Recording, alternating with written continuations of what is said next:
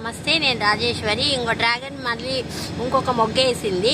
నేనేమంటున్నా అంటే మనము ఒక్కసారి తెచ్చుకున్నామంటే మనకి కాయలు కాస్తూనే ఉంటాయి. ఫస్ట్లో ఒకటి రెండే వస్తాయి కానీ తర్వాత అన్నీ కాస్తూనే ఉంటాయి. దీనికి ఏం పెద్దగా చూడాల్సిన అవసరం ఏమి ఉండదు. పురుగు రాదు, ఏమి రాదు.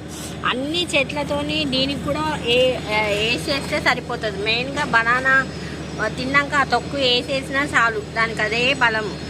మనం ఇట్లా పెట్టుకుంటే పిల్లలకు అసలు మనకు ఇట్లా చెట్టు కొమ్మలు పెద్దగా అయినా కొద్ది కాయలు అవుతూ ఉంటాయి. మనము మన ఇంట్లోనే పిల్లలకు రోజు మంచిగా 2 రోజులకు 3 రోజులకు వస్తూనే ఉంటాయి కాయలు. ఇవి పెరగవు అన్నట్టు కూడా ఏం కాదు.